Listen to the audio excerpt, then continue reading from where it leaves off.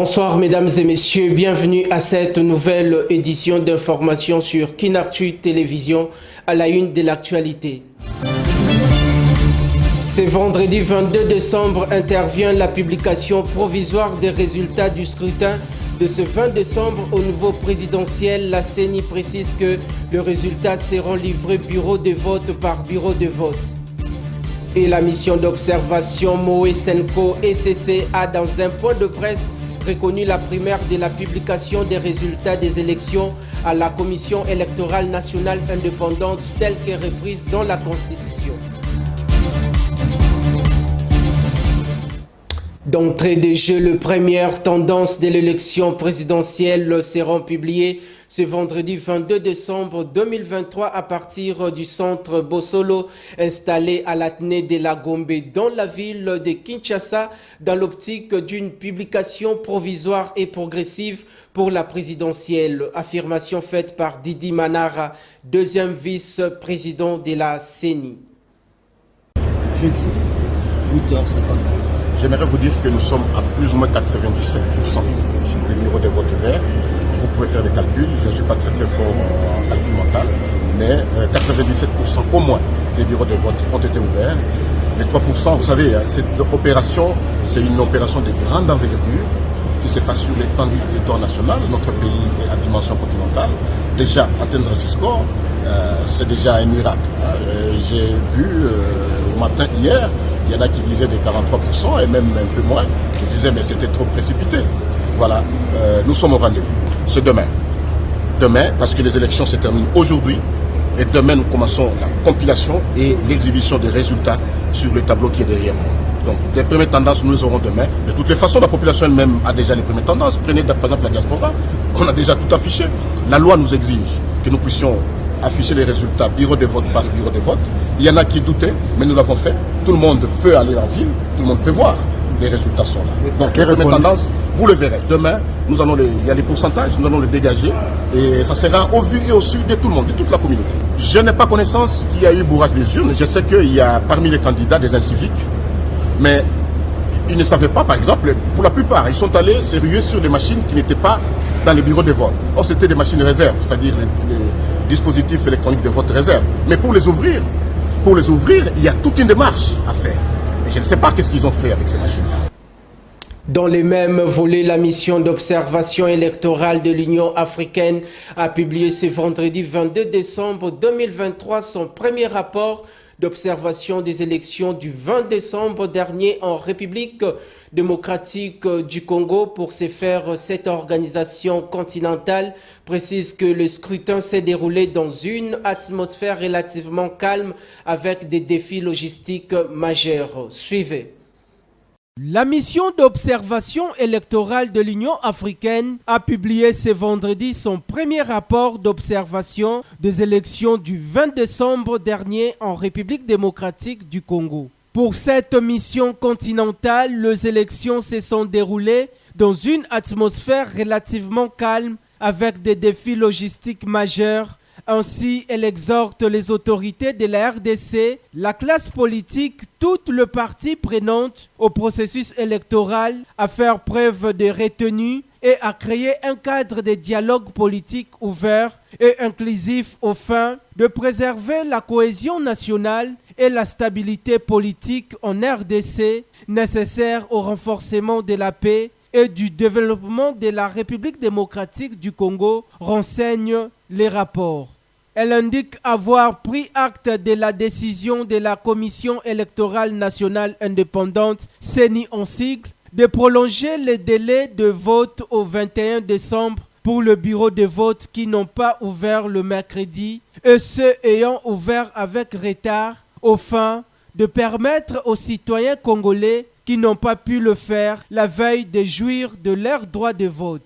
Par la même occasion, la mission salue et félicite le peuple congolais pour son engagement et sa détermination à exprimer son devoir civique.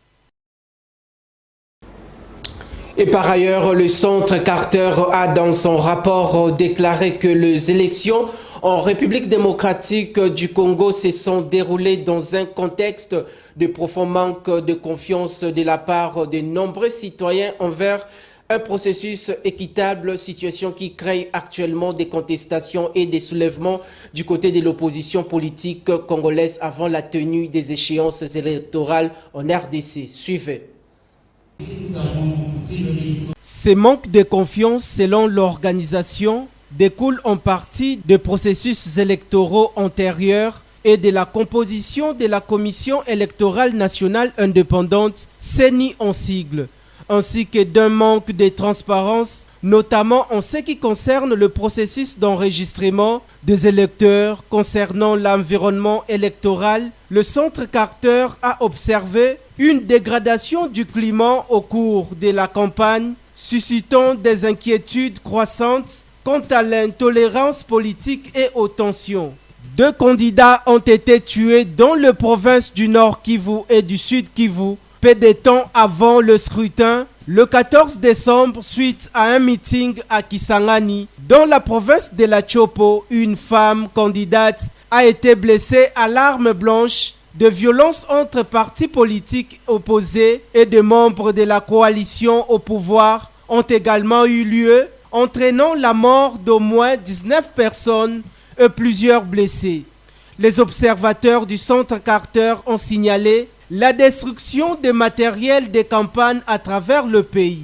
Bien que peu ou pas de propos incendiaires ou de discours de haine aient été utilisés lors de la plupart des événements de campagne observés par les équipes du Centre Carter, l'unité d'observation de médias sociaux a signalé que la campagne en ligne était dominée par des messages concernant la politique identitaire. Selon l'organisation, des discours agressifs ou de haine ont été utilisés comme élément central de la campagne pour discréditer les opposants politiques et manipuler les perceptions entre les communautés congolaises, suscitant la méfiance mutuelle. Dans le même ordre d'idées, le cardinal Fridolin Ambongo était sur le terrain le jeudi 21 décembre dernier pour inspecter le travail des observateurs de Moé Senko et cesser à en croire le cardinal. La crédibilité de l'Église en dépend. Regardez. Notre mission d'observation a une telle importance aujourd'hui dans notre pays que nous estimons que le travail doit être fait avec professionnalisme. Si je suis venu, c'est pour encourager nos jeunes qui sont là, qui travaillent dans ces centres, mais essentiellement les exhorter à prendre conscience de l'importance, mais surtout de la délicatesse de leur mission. Ils sont là pour une mission au service de la nation congolaise, au service du peuple congolais, mais ils portent aussi avec eux la crédibilité des 2 églises, l'Église catholique et l'Église protestante. Parce que si leur travail n'est pas bien fait, mais ça peut jeter du discrédit sur ces 2 églises.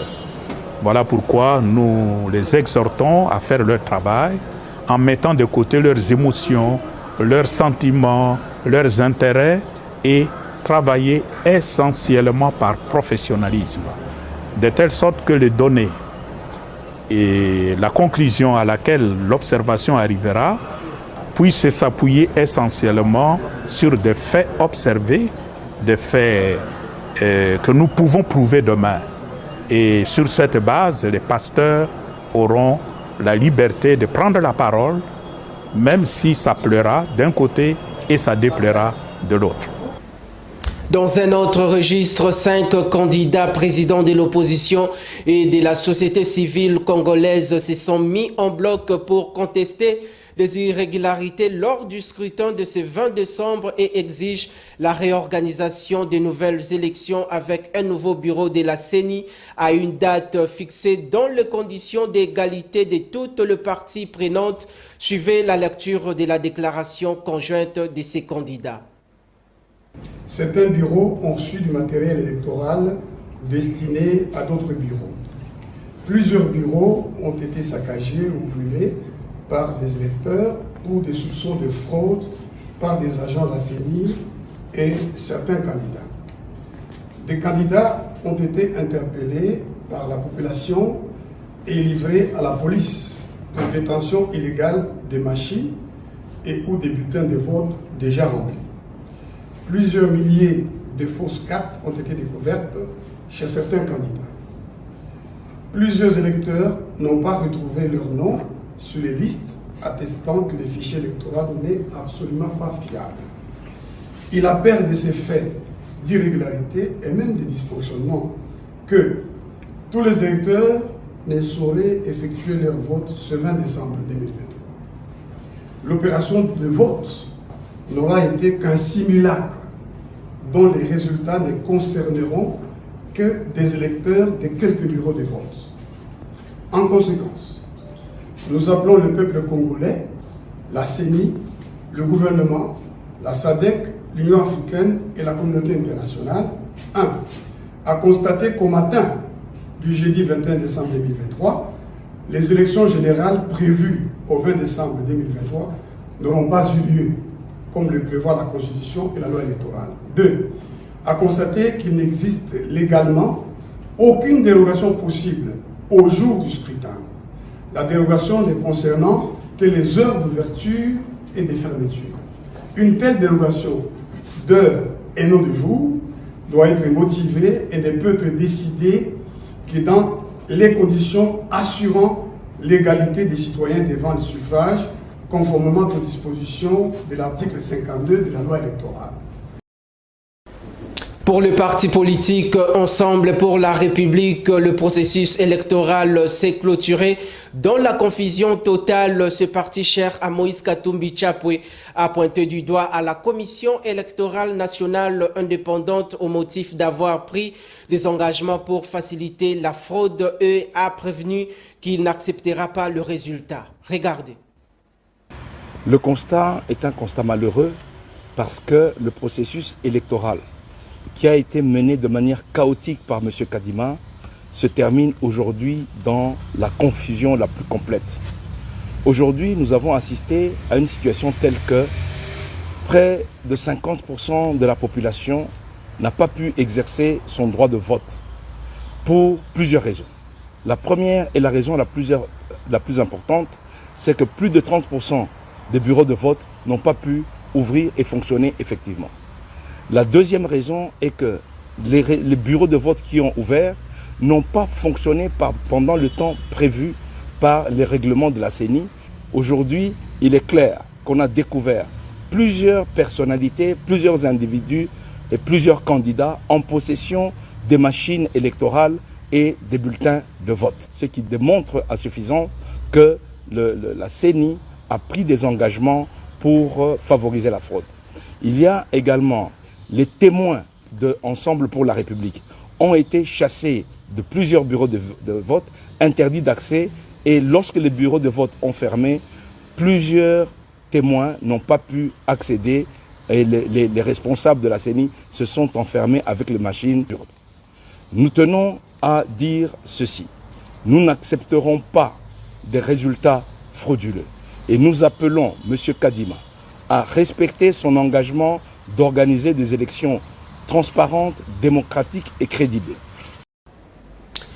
Et du côté de l'Union sacrée de la nation, le directeur des campagnes du candidat numéro 20, Jacquemaine Chabani, salue le travail abattu sur terrain lors de la campagne électorale et reste convaincu d'une victoire écrasante. Regardez. En ce qui concerne l'attente des résultats à notre niveau, on s'y est préparé depuis plusieurs mois, un peu plus de 6 mois d'ailleurs. On a lancé un programme en cascade, formation de formateurs des témoins, et on s'est déployé dans les 26 provinces pour former les témoins. Donc aujourd'hui, nous avons un personnel de un peu plus de 200 000 personnes en termes de témoins, superviseurs, déployés à travers les 26 provinces, qui s'attellent depuis hier à faire la surveillance électorale, présence dans les bureaux, réception des PV, et ils nous les font remonter jusqu'ici à la centrale que vous voyez dans cette salle-ci, ce qui fait que nous sommes en mesure d'avoir nos résultats avec des preuves telles que la loi électorale le prévoit, des PV, et nous faisons ce travail de collationnement, d'encodage, et ça nous permet de sécuriser la victoire de notre candidat Félix Antoine Tshisekedi. Et jusqu'à présent, de tout ce qui remonte comme résultat, que ce soit d'abord pour l'extérieur du pays, la diaspora, les 5 pays, c'est symbolique, mais pour nous, c'était très important. Nous sommes en très bonne posture, à travers les différentes provinces aussi. On se réserve de donner des chiffres parce que cela est l'apanage de la CENI, mais ça nous réconforte. Changeons de registre pour aborder cette fois-ci la situation sécuritaire dans la partie orientale de la République démocratique du Congo. Le tout dernier convoi militaire de la force régionale de l'EAC a quitté le jeudi 21 décembre dernier le sol congolais. Les cérémonies d'au revoir irrélatives s'est tenue à l'aéroport international de la ville de Goma en présence de plusieurs officiers congolais et autres agents de service et défense de la sécurité. Suivez. Pour les commandants de la force régionale de l'EAC, le général Alfazar Muturi Kyuru, ce départ du sol congolais est consécutif à la fin du mandat que Kinshasa n'a pas voulu renouveler faute d'inefficacité sur le terrain face à la guerre d'agression de la RDC par le Rwanda. Sous couvert de forces négatives du M23, la République démocratique du Congo se prépare plutôt à accueillir sur son sol les forces de la communauté de développement d'Afrique australe SADC en sigle. Le tout dernier militaire de la force régionale de l'EAC ont quitté le jeudi 21 décembre dernier du sol congolais. Les cérémonies d'au revoir irrélatives ont eu lieu à l'aéroport international de Goma en présence de plusieurs officiers congolais et autres agents des services de défense et de sécurité.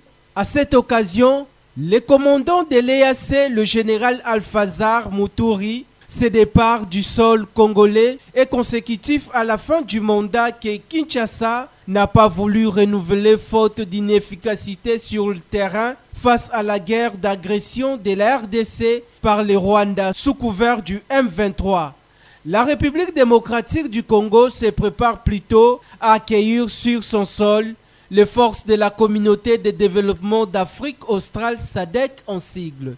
En souhaitant un bon retour aux soldats kenyans dans leur pays d'origine, le général Emmanuel Kaputa, représentant de la République démocratique du Congo au sein de l'EAC et commandant adjoint de cette force, a remercié le Kenya pour avoir envoyé ses troupes dans la province du Nord Kivu afin d'appuyer les efforts de pacification de la région.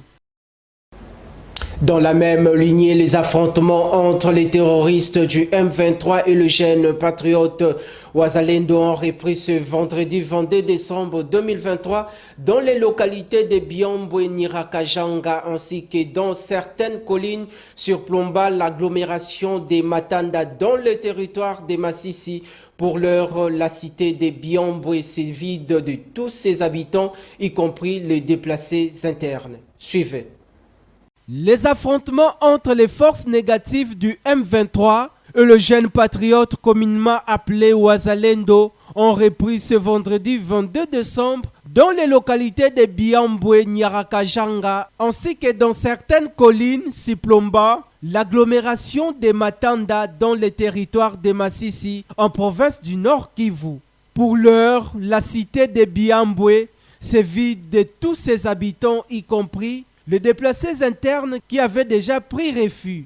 Le rebelle du M23 se serait accaparé de Kibarizo alors que jeudi, ils n'ont réussi à prendre le contrôle des localités de Busumba et de Rugogwe. Après que les terroristes RDF M23 ont réoccupé des agglomérations telles que Busumba et Rugogwe, en chefferie de Bashi, depuis les attaques qu'ils ont eu à lancer dès le jeudi dernier, ils ont poursuivi leur périple depuis ce matin à travers d'autres agglomérations de la même chefferie, notamment Kibarizo. Ils avancent vers Matanda, Niarakajanga et dans la cité de Biambwe. C'est ce qui signifie que la situation sécuritaire se dégrade davantage parce que toutes ces agglomérations se sont vidées de leurs habitants.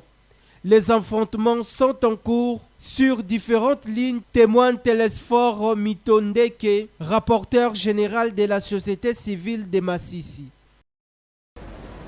Bouclons par les valeurs nutritives. Que savez-vous de l'ananas? Le détail dans ces commentaires de votre rédaction. L'ananas est connu principalement pour son fruit comestible, qui est en réalité un fruit composé. Il se cuisine aussi bien dans les desserts que dans le plat sucré-salé. Riche en vitamines et minéraux, il apporte une multitude de bienfaits pour la santé. L'ananas est hydratant, rafraîchissant, de sa très grande richesse en eau. Il est anti-inflammatoire et analgésique. Il a un bon pouvoir antioxydant. Ils peuvent contribuer à prévenir l'apparition de plusieurs maladies, entre autres le cancer, les maladies cardiovasculaires et diverses maladies chroniques, en neutralisant le radicaux libre du corps. Il est une source de manganèse et de cuivre. Il est riche en vitamines B1, B6, C, vitamine A, les folades, les fer, les sodium, les calcium, les potassium. Il favorise la circulation sanguine et diminue le risque de maladies cardiovasculaires. L'ananas a une action bénéfique sur la digestion de protéines et non de graisses, contrairement aux idées reçues grâce à la broméline qu'il contient. Nous arrivons à la fin de ce journal. Si vous venez à peine de nous rejoindre, suivez les rappels des grands titres de l'actualité. Ce vendredi 22 décembre intervient la publication provisoire des résultats du scrutin de ce 20 décembre au niveau présidentiel. La CENI précise que les résultats seront livrés bureau de vote par bureau de vote. Et la mission d'observation Moe Senko ECC a dans un point de presse reconnu la primaire de la publication des résultats des élections à la Commission électorale nationale indépendante telle que reprise dans la Constitution. Merci infiniment à la conjugaison des efforts sans relâche de toute la rédaction et la technique qui a abouti à la réalisation de ce travail des titans. D'ici là, portez-vous bien et bonne suite des programmes.